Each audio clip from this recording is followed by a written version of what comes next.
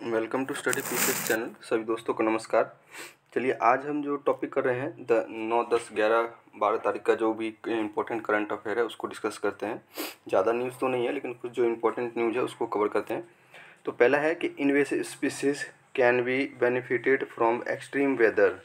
तो ये एक रिपोर्ट आई है हाल ही में, एक जो इन्वायरमेंटल बेस्ड एक रिपोर्ट जारी की है जिसमें कहा गया कि इन्वेसिव स्पीसीज जो है, जो खरपतवार टाइप की सबको अगर कहिएगा, तो उनकी जो है एक्सट्रीम वेदर कंडीशन में वो ज़्यादा सुरक्षित रहते हैं, पनपते ज़्यादा हैं। तो इससे क्या होता है, क्योंकि जो हमारे जो इंडिजिनियस होती है, जो लोकल होती है स्पीसीज होती है, वो एक्सट्रीम वेदर कंडीशन में लॉस हो जाते हैं, जिसके वजह से जो इन्वेसिव स्पीसीज है वो डेवलप हो जाते हैं। तो इसी के बारे में देखते हैं। तो इन्वेसिव स्पीसीज क्या होता है? ये एक एलियन स्पीसीज होता है जो एक स्पेसिफिक इकोसिस्टम में प्रेजेंट रहता है। It is introduction can be, इनका जो इंट्रोडक्शन होता है जहाँ ये लाया जाता है वहाँ पर ये potentially lead to economic, environmental harm और pose threat to human health. तो ह्यूमन हेल्थ और इन्वायरमेंट, इन सभी चीज़ों पे एक नेगेटिव इम्पैक्ट डालता है। इसकी जो होती है हाई अडेप्टेबिलिटी होती है और हाई रिप्रोडक्टिविटी रेट होता है। ठीक है, क्या होता है हाई प्रोडक्टिविटी, इसकी जो जल्दी से जल्दी किसी भी क्लाइमेट को अपने अकॉर्डिंग अडॉप्ट कर लेते हैं, और रिप्रोड्यूस करने की भी क्षमता बहुत ज़्यादा होती है, बहुत सारे प्रजनन करके एक से ज़्यादा स्पीसीज बना सकते हैं। क्विकली कॉलोनाइज डिस्टर्ब एरिया, कि जहाँ पर कुछ एरिया जो डिस्टर्ब है यानी इकोलॉजिकल बेसिस पर नहीं है, कुछ दिखते चल रहे हैं, तो उस एरिया को जो है क्विकली, जल्दी से जल्दी, फास्ट वे में जो कॉलोनाइज कर लेते हैं। ठीक है, कॉलोनाइज मतलब उस पर अधिकार कर लेना, इस टाइप का यूज होता है। नेक्स्ट है इम्पैक्ट। तो इसका इम्पैक्ट क्या पड़ता है? तो इकोलॉजिकल इम्पैक्ट क्या होता है? इकोलॉजिकल इम्पैक्ट होता है कि ये जो है second largest region for the species extinction.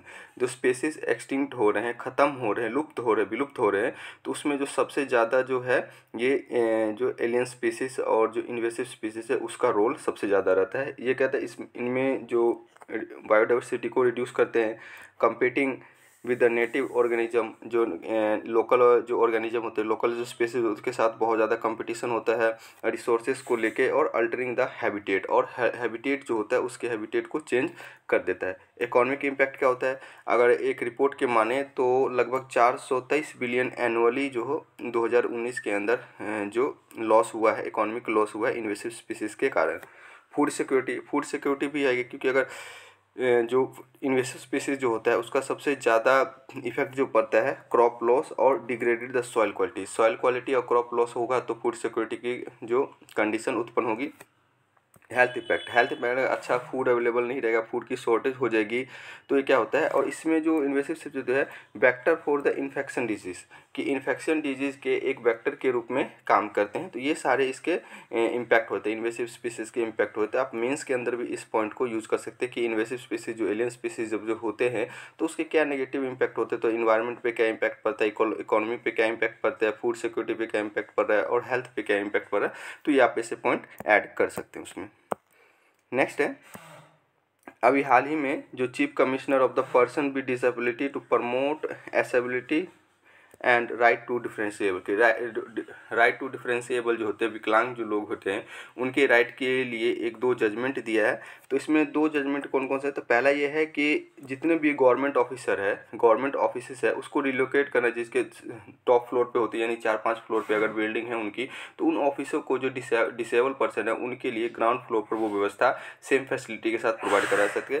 साथ जब वो ट्रैवल करते हैं एयरलाइंस के थ्रू, तो वहाँ पर एयरलाइंस क्लियरेंस के जगह पे वहाँ पर उनके लिए उनके कंफर्ट के अकॉर्डिंग वहाँ पर वो व्यवस्था होनी चाहिए। और right of person with disability act 2016 जो है इसको इम्प्लीमेंट करने की बात कही गई है। ठीक है, अब देख लेते हैं ये एक्ट के बारे में कि ये एक्ट क्या है। ये ऑफिस जो है chief commissioner of person with disability, तो इसमें क्या, ये कब बनाया गया था? तो 1995 में बनाया गया था पर्सन विद डिसेबिलिटी एक्ट के थ्रू। फिर इसे 2016 के अंदर रिप्लेस किया गया।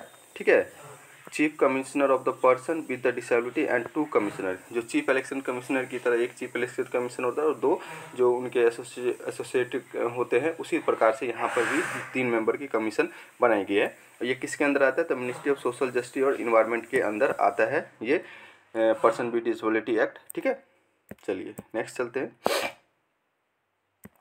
कि गवर्नमेंट ने क्या क्या स्टेप लिए हैं सोशल जस्टिस के द्वारा, एंटरप्रेन्योरशिप के द्वारा जो पर्सन विद डिसेबिलिटी है उनके लिए। तो नेशनल एक्शन प्लान इसलिए लाया गया ताकि उनको जो स्किल डेवलप किया जा सके और उनको एक ट्रेनिंग प्रोवाइड करवाया जा सके ताकि वो अपने सेल्फ रिलायंट को अच्छे से यूटिलाइज कर सके और आत्मनिर्भर बन सके। ठीक है। नेक्स्ट है कि पर्सन विद जो स्कीम इम्प्लीमेंट किया जाता है वो पर्सन विद जो डिसेबिलिटी एक्ट 2016 है उसके अकॉर्डिंग सारे के सारे राइट को इम्प्लीमेंट किया जा सके। जैसे वेरियस स्कीम है, परचेज, फिटिंग, एड, अप्लायंस, ये सारे स्कीम्स जो है इसके अंदर इंक्लूड किया जा सके, तो ये सारी व्यवस्था की गई है। एसेसिबल इंडिया कैंपेन वही है सुगम्य भारत अभियान, जो अभी 2 जजमेंट दिया तो वो भी इसी के अंदर किया गया है कि जो focus on the developing accessible physical, environmental and transportation, जो फिजिकली हैंडीकैप्ड हैं उन सब के लिए, जैसे कि वृद्ध लोग हो गए जिनके आंखें नहीं होती है, जिनके हाथ नहीं है, पाँव नहीं है, तो उन सब के लिए एक एसेसिबल इन्वायरमेंट इंफ्रास्ट्रक्चर डेवलप किया जा सके ताकि वो अपने पोटेंशियल को अच्छे से यूटिलाइज कर सके। ठीक है। System and information communication system जो है उसको भी इम्प्लीमेंट करने की बात कही गई है। नेक्स्ट है बोंगो सागर 2023। तो बोंगो सागर क्या है? तो बोंगो सागर जो है एक बाईलेटरल जो एक्सरसाइज है इंडियन नेवी और बांग्लादेश नेवी के बीच में। ठीक है। कहाँ पर हुआ है? तो 7 से 9 नवंबर के बीच में नॉर्दर्न बंगाल जो है वहाँ पर हुआ है। और साथ साथ में जो 5th edition of the coordinated patrol है, कॉर्पोरेट एक्सरसाइज भी की गई है दोनों देशों के बीच में। इससे क्या होगा कि कंडक्ट द मैरीटाइम एक्सरसाइज, इससे होगा कि दोनों के बीच में जो एफिशिएंसी और कोऑर्डिनेशन बनाने के लिए दोनों देशों के बीच में एक्सरसाइज किया जा रहा है। और ये इंटरनेशनल मैरीटाइम बाउंड्री लाइन के पास किया जाएगा। कहाँ? इंटरनेशनल मैरीटाइम बाउंड्री लाइन के आसपास में ये सारे एक्सरसाइज किए जाएंगे। तो इंडियन नेवी की तरफ से जो शिप पार्टिसिपेट किया है कौन कौन से है? तो कुथार और किल्तन मैरीटाइम पेट्रोल एयरक्राफ्ट इसमें पार्टिसिपेट करेंगे। और साथ साथ में डॉर्नियर है भी है पार्टिसिपेट कर रहा है। और बांग्लादेश के साइड से अगर अबू बकर और अभी उद्याहा जो पेट्रोल मैरीटाइम पेट्रोल एयरक्राफ्ट है वो भी इसमें पार्टिसिपेट करेंगे। आईएनएस किर्थर जो है, जो कुथार जो है इंडिजिनस बिल्ड है, ये एक गाइडेड मिसाइल कॉर्वेट है। और आईएनएस किल्तन जो है ये एक indigenously build anti submarine corvette है। क्या? एंटी सबमरीन कॉर्वेट है। दोनों शिप जो है नेवी के ईस्टर्न कमांड फ्लीट विलेज जो है विशाखापट्टनम में। तो ईस्टर्न कमांड कहाँ पर है नेवी की? तो विशाखापट्टनम में है। ये चीज़ भी ध्यान रखिएगा। ये दो इसमें पार्टिसिपेट करेंगे। अगला है Deendayal Antyodaya Yojana, national rural livelihood mission and SIDBI sign memorandum of understanding sign किया है ताकि सेल्फ हेल्प ग्रुप जो है उसको हेल्प कर सके। ठीक है। तो फोकस क्या रहेगा? इसके मल्टीपल फोकस है कि वुमेन इंटरप्रेन्योरशिप को कैसे बढ़ाया जा सके उसके लिए है। तो role of SHG women entrepreneurship, तो वुमेन जो रोल एसएचजी का, जो सेल्फ हेल्प ग्रुप का कैसा है कि वुमेन के अंदर इंटरप्रेन्योरशिप स्किल वगैरह डेवलप करने के लिए, तो जैसे ये एक ब्रिज के रूप में काम करता है। ठीक है। जिसमें कि वुमेन इंटरप्रेन्योरशिप जो चाहते हैं कि we begin to entrepreneurship but कुछ रिसोर्सेज वगैरह के कारण ये उन चीज़ों को नहीं कर पाते हैं, तो उसके लिए उनके ड्रीम को पूरा करने के लिए एक एक्ट की तरह काम करते हैं। अगर फॉर एग्जांपल देखें तो केरला का जो है कुदम श्री मॉडल है, ये आप जान सकते हैं। ठीक है। वर्क एज ए प्लेटफॉर्म कि एक जो है सेल्फ हेल्प ग्रुप है जो एक प्लेटफॉर्म की तरह काम करेगा, जिसके अंदर जो सोलिडरिटी प्रमोट किया जाएगा टुगेदर, जो हेल्थ इशू हो गया, न्यूट्रिशन इशू हो गया, जेंडर पैरिटी, जेंडर जस्टिस, इन सभी चीज़ों के बारे में यहाँ पर डिस्कस करने के लिए एक प्लेटफॉर्म प्रोवाइड करवाया जाता है। जैसे कि डिलांग जो सेल्फ हेल्प ग्रुप है, इसका एग्जाम्पल आप दे सकते हैं। नेक्स्ट है एक यहाँ पर क्या है, एक इन्वायरमेंट क्रिएट किया जाएगा जिसके अंदर उनके अंदर जो है डिसीजन मेकिंग स्किल और specially among the rural women के अंदर जो डिसीजन मेकिंग स्किल्स वगैरह है ये प्रोवाइड करवाए जाएंगे। आप देख लेते हैं about Deendayal Antyodaya Yojana national rural livelihood mission क्या है। तो ये मिनिस्ट्री ऑफ रूरल डेवलपमेंट के अंदर आता है। क्या? मिनिस्ट्री ऑफ रूरल डेवलपमेंट के अंदर आता है। ये क्या है? एक फ्लैगशिप स्कीम है जिसके के अंदर पॉवर्टी एलिवेशन का प्रोग्राम चलाया जाता है। कैसे? तो institution for poor particularly women and providing the assessed financial service and livelihood, कि फाइनेंशियल सर्विस और लाइवलीहुड के प्रोवाइड करा के इनमें जो है फाइनेंशियल रिसोर्स प्रोवाइड करते हैं। इसमें क्या है? डिमांड ड्रिवन अप्रोच, इसमें जो अडॉप्ट किया जाता है, तो डिमांड ड्रिवन अप्रोच को प्रोवाइड किया जाता है कि जिस चीज़ की डिमांड है उसके अकॉर्डिंग वहाँ पर जो चीज़ असिस्टेंट्स वगैरह है उनको प्रोवाइड करवाया जा सके। इसके specific poverty reduction in national plan.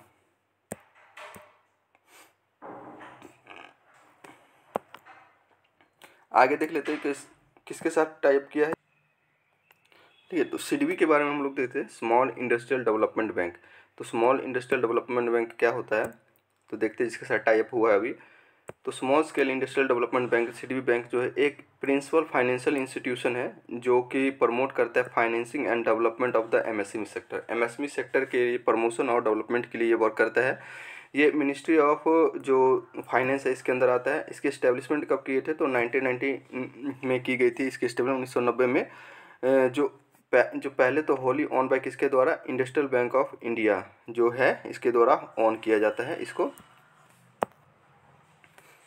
आगे देख लेते हैं इंसॉल्वेंसी एंड बैंकरप्सी कोड 2016 जो अभी 69 बीपीएससी आया था उसके अंदर भी ये क्वेश्चन पूछा गया है। तो सुप्रीम कोर्ट ने अपहेल्ड किया है सेक्शन आईबीसी का, जो इंसॉल्वेंसी बैंकरप्सी 2016 का जो है उसको अपहेल्ड किया है। इसमें IBC introduced to overhaul the corporate distress resolution in India and create a time bound mechanism for resolution। कि टाइम बाउंड मैकेनिज्म रेजोल्यूशन के लिए ये क्या, इट एप्लीकेबल टू कंपनी पे एप्लीकेबल है, लिमिटेड पे है, लाइबिलिटी पार्टनरशिप पे है, पार्टनरशिप फॉर्म एंड इंडिविजुअल के ऊपर भी ये चीज़ लगाया जाता है। इंसॉल्वेंसी बैंकरप्सी कोड लगाया जा सकता है। तो इन सब चीज़ों को ध्यान रखिएगा, ठीक है।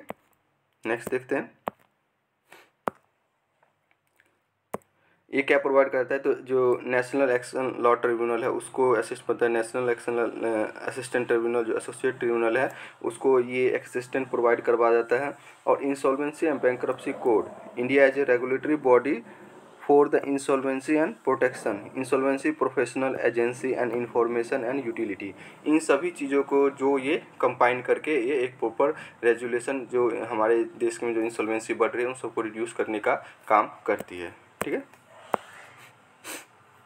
पूसा क्या है, तो पूसा 2090 क्या है, तो ये एक वैरायटी है किसकी, तो राइस की एक वैरायटी है जिसे बनाया गया है cross between the Pusa 44 and CB 501, जो इनके बीच में क्रॉस करके एक राइस की क्वालिटी बनाई गई विच इज अर्थली जैकोना राइस लाइन। क्या कहते हैं, जैपोनिका राइस लाइन इसे कहा जाता है। और किसने कहा है, तो Indian agriculture research and institute एरी जो है उन्होंने ये डेवलप किया है, ठीक है।